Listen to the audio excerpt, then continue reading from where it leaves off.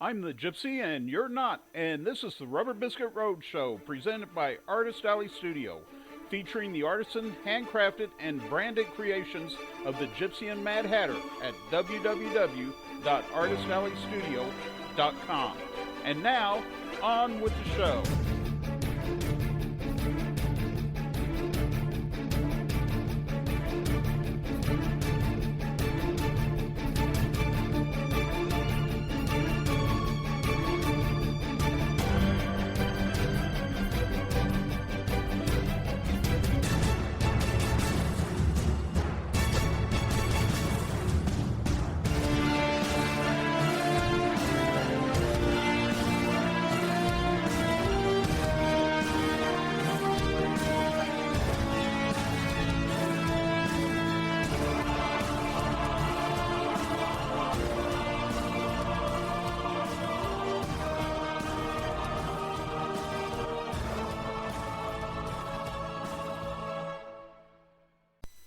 Welcome to episode 12 of the Rubber Biscuit Road Show. I am your host, the Gypsy.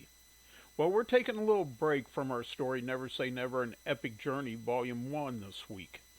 What we're going to do is we're going to go back to a story I wrote quite a few years back.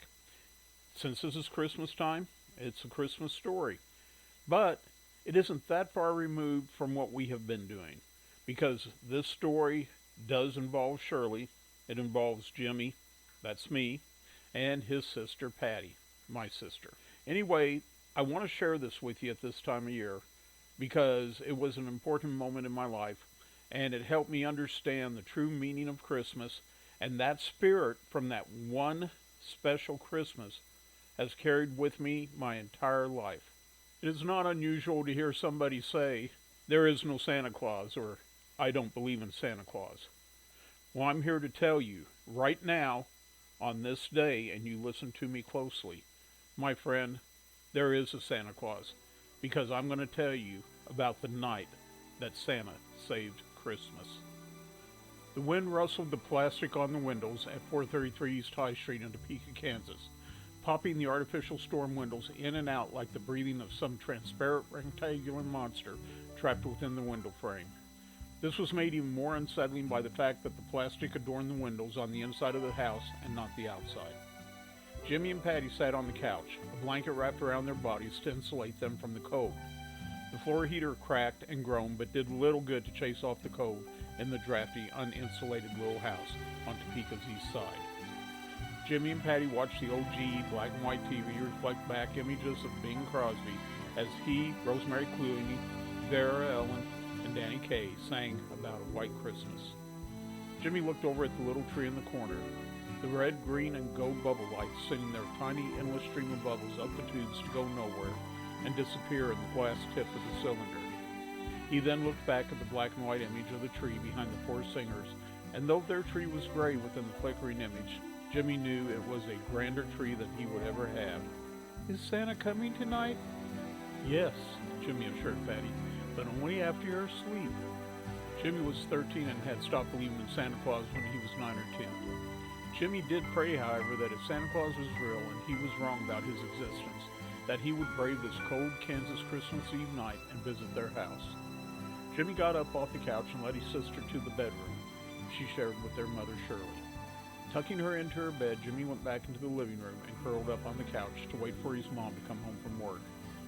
As he watched a cockroach scurry across the floor, he prayed that his mom would remember to pick up some bug spray when she came home from work. The roaches had been bad for the past few days ever since they had ran out of the deadly aerosol the week before. Jimmy watched the little brown creature explore the floor and wondered what went through a roach's head as they scampered to and fro. He hated cockroaches and had no remorse as he picked up a shoe and smashing it flat upon the bare-painted plywood floor. "Ah," thought the boy, "a heel goes through their head." He chuckled at his own small joke. Jimmy let the carcass lie and turned his attention back to the old TV where the Norelco Santa was sledding down the hill on an electric razor. Jimmy had dozed and was dreaming of dancing mice and singing slugs when the sound of the front door opening jerked him awake. "Hi, Mom," he said, rubbing sleep from his eyes. "What's for dinner?"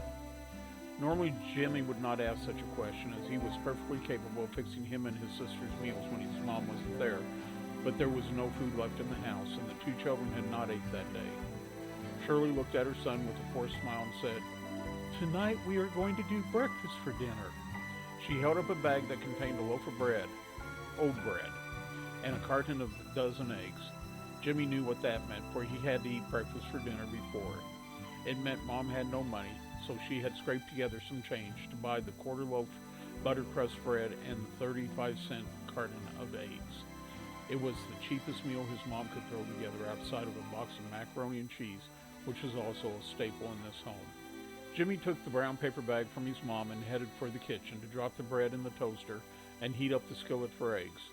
Before he dropped the bread into the toaster, he turned it upside down and gave it a shake. The cockroaches liked to hide inside the silver box to feast upon the breadcrumbs on the bottom. Jimmy hated the smell of cooking roach, so he always checked to make sure none were in the machine before inserting the bread. Shirley sat down on the couch exhausted. She worked 3 jobs and still could not make ends meet.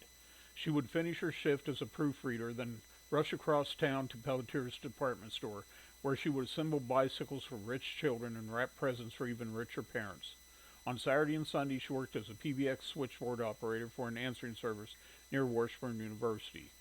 If it wasn't for the aid to families with dependent children checks she received from the state every month to pay her rent and the government food commodity allotment she received, she might have had to give up the children to social services to be placed in foster care.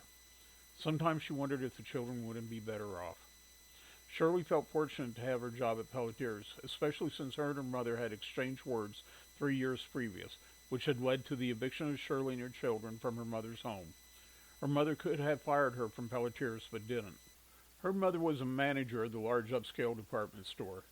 Maybe, Shirley would often think to herself, she keeps me on to alleviate her guilt for kicking me and the children to the curb. The truth of the matter was this, however. Pearl, Shirley's mother, did not feel guilty, nor had she tossed her grandchildren out. She had told Shirley to leave, but that the grandchildren could remain. But Shirley had chosen, through stubborn pride, to take her children with her. Though Pearl refused to speak to her daughter until Shirley apologized for what she had said to her mother during that argument 3 years hence, Pearl kept Shirley working. Shirley was dependable, a phenomenal gift wrapper and a skilled assembly person, and Pearl knew it would be bad business to fire such a person from the Pelletier's team, daughter or no daughter. Shirley could smell the eggs Jimmy was cooking and looked up as her daughter exited the bedroom, rubbing her eyes. "Mommy, I'm hungry," the little girl said, rubbing her eyes. "I know, dear," Shirley said as she brushed the child's hair from her face with her hand. "Your brother is fixing eggs." Shirley looked at her daughter and hoped she would go back to sleep quickly after eating her eggs and toast. Shirley wanted to finish knitting a poncho that she was making for her daughter. She prayed that Patty would believe that Santa had brought it to her for Christmas. Shirley did not know what she would tell her son, but she hoped that he would understand why he was getting no present this particular year. Shirley sighed and laid her daughter on the couch, covering her daughter with a knit blanket she had made, and told her that she would call her when the food was ready. "Well," thought Shirley, "I better go back and let Jimmy know that there will be no Christmas presents for him this year." Shirley was standing in the kitchen at the back of the house, explaining to Jimmy how it is not important to receive gifts on Christmas when the knock came at the front door. At first it was ever so soft and could have been just the wind shaking the door when the knock came again, a little louder and more urgent. Mother and son both looked towards the front door as Patty cried out, "Mommy, somebody's at the door." Shirley and son headed for the front of the small house.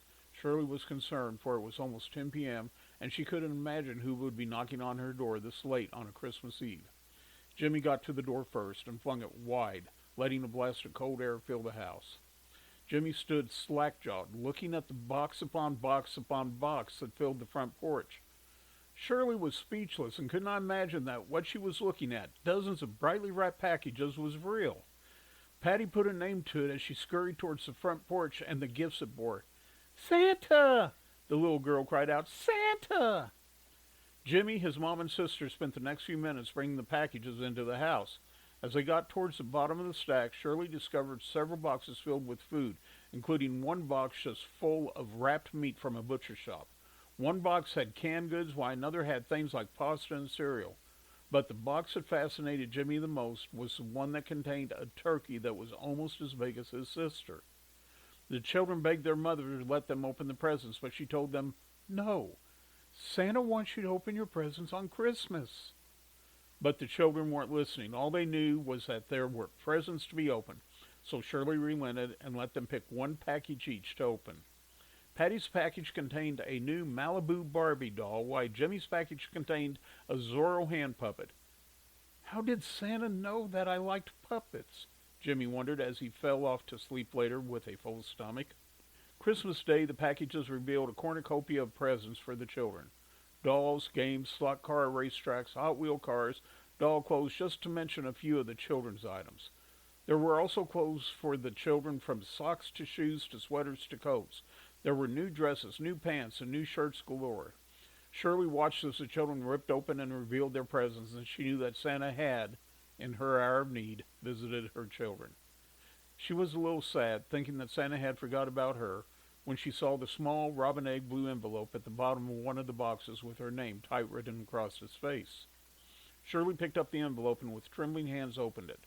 Inside was a note that read, "Justin's American Yearbook, Mass Avenue, Topeka, Kansas, 8 a.m. Monday, December 29th.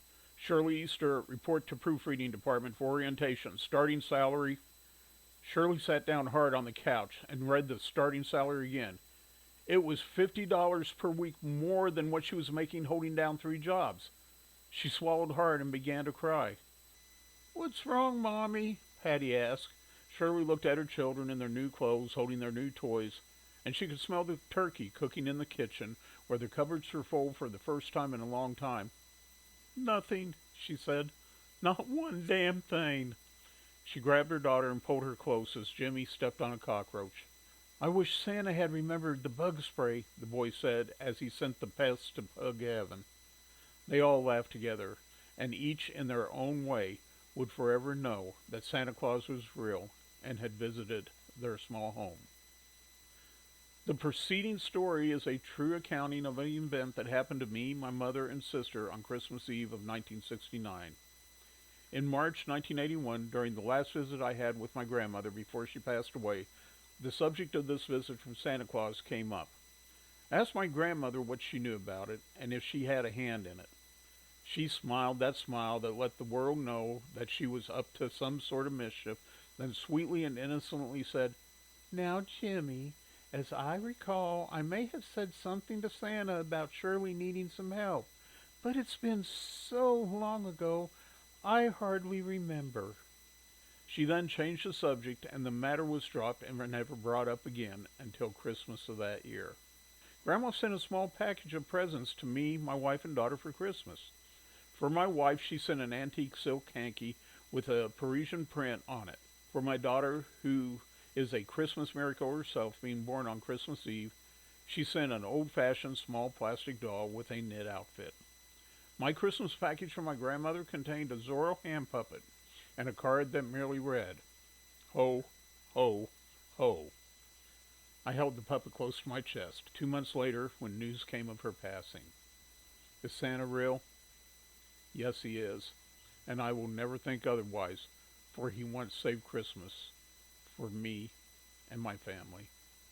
Well, that concludes this episode of the Rubber Biscuit Roadshow. Join us again next week for episode 13, No Wire Hangers Ever. But until then, this is your friendly neighborhood gypsy saying, may the Lord bless and keep you and yours. May you always believe in Santa Claus and the spirit of Christmas. Hasta la vista, baby. Later, Gators. Bye-bye now. Visit the Rubber Biscuit Roadshow online at www.rubberbiscuit.com. That's www.rubberbiskit.com. The Rubber Biscuit Roadshow is produced by Tatman Productions, LLC. All parts of this program are copyrighted, all rights reserved. No parts may be published, reproduced, or used without the written express permission of Tatman Productions, LLC.